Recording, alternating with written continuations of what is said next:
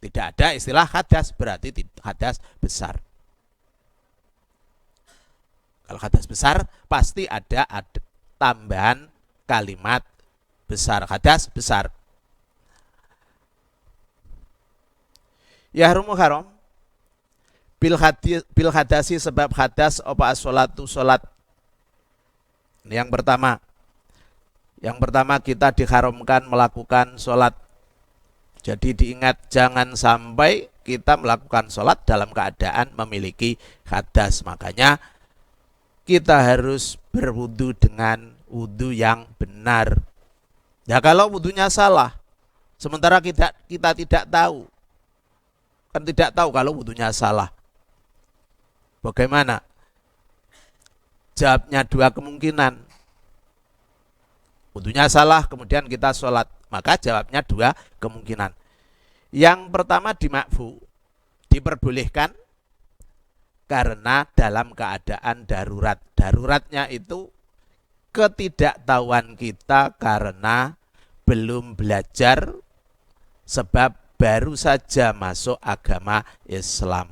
Itu yang dikatakan darurat dalam mencari ilmu. Yang kedua, tetap tidak sah sholatnya. Juga haram melakukan sholat walaupun tidak tahu. Karena apa? Karena ketidaktahuannya disebabkan tidak mau belajar. Jadi diingat-ingat ini. Orang tidak tahu itu dua kemungkinan. Karena memang waktu untuk belajar tidak mencukupi, jadi belum sampai ke masalah itu. Yang kedua, karena memang tidak belajar sehingga tidak tahu. Ini dua, kesalahannya dua.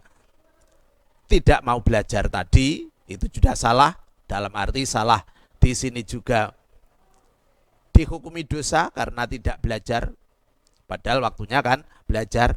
Yang kedua, melakukan perkara yang diharuskan mengerti wudu tapi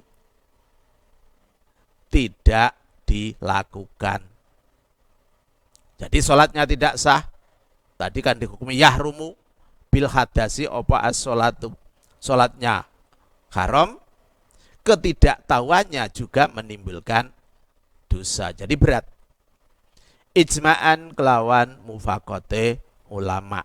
Yang pertama, selama kita memiliki hadas tidak boleh melakukan sholat.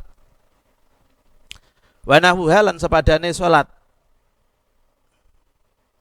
Dan juga tidak boleh melakukan sesuatu yang sejenis dengan sholat. Artinya perkara-perkara yang membutuhkan wudhu. Karena keadaannya hadas. Makanya kemarin wudhu adalah syarat. Sesuatu yang harus dikerjakan agar perkara yang dikerjakan kemudian itu ada artinya. Contohnya kasajdati tilawatin kaya dene sujud tilawah. Ini sujud tilawah. Sujud tilawah itu sujud karena ada bacaan Al-Quran yang di situ merupakan ayat sajdah. Sunat sujud. Tapi sujudnya juga harus memiliki wudhu. Kalau tidak memiliki wudhu, hukumnya sama dengan melakukan sholat, artinya yahrumu. Wa syukrin lan sujud syukur. Ini contoh yang ketiga. Perkara yang diharamkan karena tidak memiliki wudhu, karena memiliki hadas, adalah sujud syukur. Misalnya kita mendapatkan sesuatu yang besar, sebuah kenikmatan yang perlu kita syukuri, kemudian kita melakukan sujud syukur dengan tiba-tiba padahal kita tidak memiliki wudhu, maka hukumnya adalah yahrumu. Tidak boleh, harus berwudhu dulu, kemudian menghadap ke kiblat, Allahu Akbar, sujud, Allahu Akbar lagi, kemudian salam. Itu namanya sujud syukur. Niatnya juga sujud syukur. Harus memiliki wudhu. Wa khutbati Jumatin lan khutbah Jum'ah. Ini juga harus, karena khutbah Jum'ah itu ibaratnya sama dengan 2 rakaat sholat duhur. Sholat Jumat kan 2 rakaat. Kemudian khutbahnya 2. Berarti khutbah pertama sama dengan rakaat pertama. Khutbah kedua juga rakaat kedua. Kemudian dilanjutkan dengan sholat. Makanya harus mualah, harus terus-terusan antara khutbah dengan sholat. Tidak boleh setelah khutbah kemudian merokok dulu, habis sholat, tidak boleh. Itu dihukumi terputus. Wasolati janazatin lan sholat janazah. Demikian pula sholat janazah juga harus memiliki wudu. Tidak boleh dalam keadaan hadas. Itu contoh-contoh yang sejenis dengan sholat. Wa tawafu lan tawaf. Tawaf itu juga harus memiliki wudu. Jadi yang tidak berwudu harus berwudu. Anak kecil bahkan kalau akan tawaf juga harus diwudukan dengan orang tuanya. Itu ketentuan-ketentuan dalam melaksanakan perkara yang membutuhkan wudu. Walau naflan, senajan anane tawaf iku sunat. Lianahu krono temen sunat tawaf iku sholatun sholat. Kama keterangan fil hadisi kang tetep ing dalam hadis. Jadi tawaf sifatnya mutlak. Apakah itu tawaf yang wajib ataupun tawaf yang sunat. Jadi tawaf rukun haji atau bukan, itu tetap harus tidak dalam keadaan hadas. Kalau satu putaran hadas bagaimana? Ya wudu saja. Kemudian diteruskan. Yang kedua, tidak harus mengulang karena tidak harus mualah dalam 7 putaran. Kalau harus mualah repot.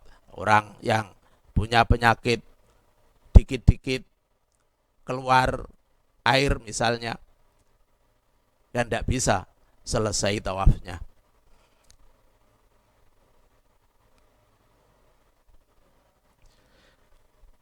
Wahamlul mushafi lan gowo mushaf. Nah ini harus diperhatikan lagi. Membawa Al-Quran itu juga harus tidak memiliki hadas. Dalam arti kalau memiliki hadas kita membawa Al-Quran, maka dihukumi yahrumu, haram, tidak boleh membawa hamlun. Wa maswarokihi lan demok kertase mushaf, menyentuh. Jadi menyentuh juga tidak boleh kertasnya. Misalnya ini Al-Quran misalnya, kemudian kita sentuh walaupun pinggir, apalagi tulisannya tengah di sini, maka itu dihukumi yahrumu, haram kalau tidak memiliki wudu. Kertasnya. Wahawasihi lan pinggire mushaf, pinggir yang sini, pinggir sini, atau pinggir yang sini, pokoknya semua bagian Al-Quran itu tetap dihukumi membatalkan, dihukumi haram apabila disentuh dalam keadaan tidak berwudu. Jadi harus hati-hati. Walaupun kelihatannya remeh, dibawa bisa, tidak ada masalah, tapi hukum tetap berlaku, apa yang dilarang Allah dan yang diperintahkan Allah. Wajil dihilan kulite mushaf Al-Quran, kulit itu yang ini misalnya, jadi tutupnya ya, walaupun tidak ada tulisannya. Karena itu untuk Al-Quran dan